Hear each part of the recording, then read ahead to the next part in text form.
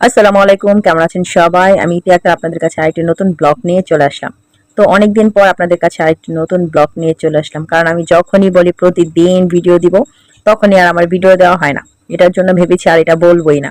আচ্ছা, আজকে ব্লগটা শুরু করেছি সকালবেলা। তো আমার আগের দিনে কিছু কাপড় আমি ধুয়ে রেখেছিলাম, সেগুলো আমি বাইরে শুকা দিতে আসছি আর কি।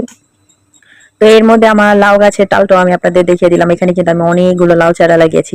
এতগুলো লাউ চারা লাগিয়েছি কারণ আমি একসাথে অনেকগুলো চারা ভিজিয়ে ফেলেছিলাম, আর অনেকগুলো চারা না ভিজে নরম হয়ে এটা দিয়ে মানে গাছ হয়ে যাচ্ছিল। তো তা ভাবলাম যে সবগুলোই বুনে ফেলি।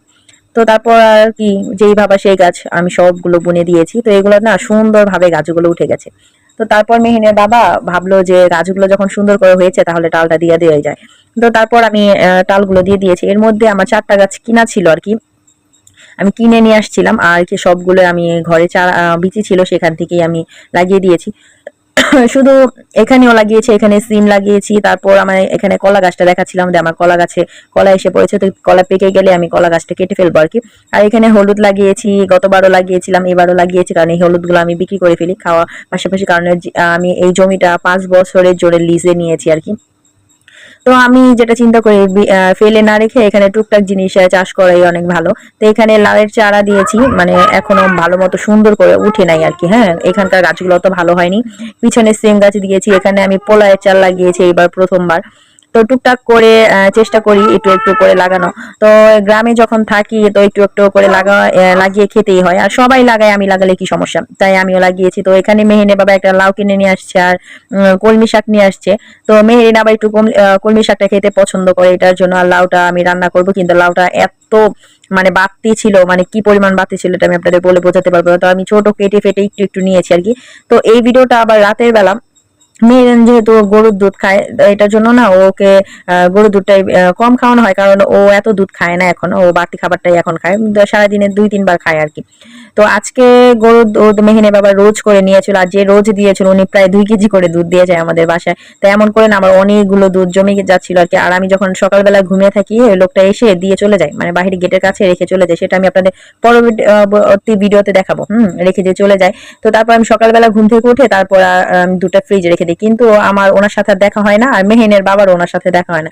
এটার জন্য প্রতিদিন 2 কেজি দুধ দিয়ে যায়, আর অনেকগুলো দুধ আমার রয়ে যায়। তো এটার জন্য ভাবলাম আজকে মেহেরিনকে মিষ্টি তৈরি করে দিই। আর মেহেরিন আমার মতো মিষ্টি অনেক পছন্দ করে। একটা সময় আমিও মিষ্টি অনেক পছন্দ করতাম, আমার কাছে খেতে অনেক ভালো লাগতো। তো ভাবলাম মেহেরিনকে একটু দুধের মিষ্টি তৈরি করে দিই, দেখি খায় কিনা। তো আজকে প্রথমবার ট্রাই করলাম, জানি না কেমন হয়েছে, আপনারা সবাই একটু দেখে জানাবেন কেমন হয়েছে। তো এখানে আমি হুট করে ভাবলাম যে মিষ্টি তৈরি করবো, কারণ আমি মোবাইলে একটা মিষ্টির ভিডিও দেখছিলাম। তো সেখান থেকে আমার আপুকে আবার ফোন দিয়েছি যে আমার ঘরে, মানে আমি সেটা দেখেছি আমি গরুর দুধ দিয়ে না, গুঁড়া দুধ দিয়ে। তো আমি এর সাথে সাথে আমার আপাকে ফোন দিয়েছি যে কিভাবে মিষ্টি তৈরি করবো। তো আমার আপা আবার বলে দিল এভাবে এভাবে তৈরি করো। তো আমি টুকটাক চেষ্টা করে দেখেছি যে না, আলহামদুলিল্লাহ অনেক ভালো হয়েছে। সেটা তো আপনারা পরবর্তী ভিডিওতে দেখতেই পারবেন। তো এটা আমি ভিনেগার দিয়ে, ভিনেগারের সাথে 2 চামচ ভিনেগার, 2 চামচ পানি দিয়ে ভালো করে নেড়ে আমি দুধটা বলক এনে তারপর ঢেলে দিয়েছি। তো যখন এটা ছানাটা কেটে ফেলেছি তখন এটা আমি একটা ঝুড়িতে ঢেলে নিয়েছি। তারপর এটা আমি ভালো করে ছানাটা পানি চিপে ফেলে তারপর এই ছানাটা ভালো করে মুথে নিয়েছি, কারণ এটার ভিতরে কোনো দানা দানা থাকা যাবে না।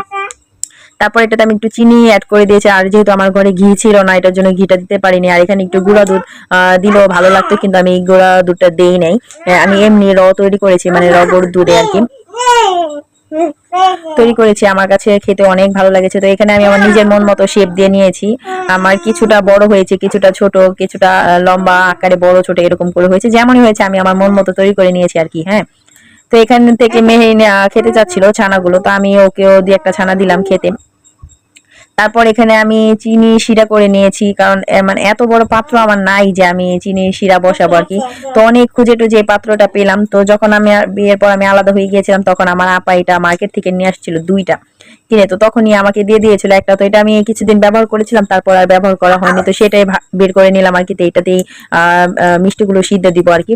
তো এর মধ্যে আমি চিনি পানিটা ভালো করে ফুটিয়ে নিচ্ছিলাম, তো কারণ এটা ফুটিয়ে হালকা আঁচে রেখে দিতে হবে আর ঢেকে রেখে দিতে হবে। যে একটু পর ঢেকে দেওয়ার সাথে সাথে এই যে দেখেন কি সুন্দর ফুলে গেছে, এটা আরো অনেক ফুলে যাবে। হ্যাঁ, আর আমি যখন ভয়েস দিচ্ছি আমার মেয়েটা একটু নয়েজ করছে, সেটা একটু স্কিপ করে যাবেন, কারণ ছোট বাচ্চা মানুষ তো, ওকে আমি যতই দূরে সরিয়ে রাখি একটু ভয়েস দেওয়ার সময় কিন্তু ও চলেই আসে, কারণ সারাদিন ও আমার কাছেই থাকে। তারপর মিষ্টিটা তৈরি করে সেটা আমি একটা নর্মাল পাত্রে তুলে নিয়েছিলাম, তারপর আমি ফ্রিজে রেখে দিয়েছিলাম এটা ঠান্ডা হওয়ার জন্য, কারণ গরমটা তো আর গরম দুধে দেওয়া যাবে না। আর এখানে আমি প্রায় 1 কেজির মতো দুধ আমি একদম ঘন করে অল্প করে নিয়েছি, যেটা আপনারা তো দেখতে পাচ্ছেন, অল্প করে নিয়েছি। আর ওই যে ফ্রিজে মিষ্টিটা রেখেছিলাম সেই মিষ্টিটা আমি রসটা চিপে চিপে ফেলে তারপরে এই দুধের মধ্যে দিয়ে দিয়েছিলাম। তো আমার দুধটা প্রায় অনেকটাই শুকিয়ে গিয়েছিল, আর এটার মধ্যে আমি একটু গুঁড়া দুধ অ্যাড করে দিয়েছিলাম ভালো মানে স্বাদের জন্য আর কি, একটু দুধটা আরো ঘন হবে এটার জন্য। তো এটা আমি সুন্দর করে একটু একটু আজ মানে চুলাটা একটু অন করে দিয়েছিলাম, যে একটু একটু হলে তারপর এটা আমি রেখে দিব, তারপর 10-15 মিনিট পর এটা খাওয়া যাবে আর কি। কিন্তু আমার মেয়ে আর মেয়ের বাবা সেই আর মানে নাই, ও নিয়ে আমি প্লেটে ঢালার সাথে সাথে মা বাপ মেয়ে একদম এক বসায় খেয়ে ফেলেছে, ভাগে আমিও একটা পাইনি। বলুন কি একটা অবস্থা। তো মিষ্টিটা কেমন হয়েছে সবাই একটু জানাবেন, হ্যাঁ প্রথমবার তৈরি করেছি, কেমন হয়েছে। তো আর আপনাদের কাছে ভিডিওটি আমার কেমন লাগলো সেটাও জানাবেন। অনেকদিন পর ভিডিও দিয়েছি আর অনেক কথা বলে ফেলেছি, হয়তো আপনারা অনেক বিরক্ত হয়ে গেছেন, তাই না? তো আপনারা আমার ভিডিওটি এতটা সময় ধরে ধৈর্য সহকারে দেখছেন তাদেরকে সবাইকে অসংখ্য ধন্যবাদ। হ্যাঁ, আপনারা সবাই এতটা সময় ধরে আমার ভিডিওটি দেখছিলেন, আপনাদের সবাইকে অনেক অনেক ধন্যবাদ। আর এখানে আমার মেয়ে তো নাচানাচি শুরু করে দিয়েছে, কারণ ওর বাবা মিষ্টি ঘরে নিয়ে চলে আসছে। তো আজ এই পর্যন্তই, ধন্যবাদ সবাইকে, সবাই অনেক ভালো থাকবেন, আল্লাহ হাফেজ।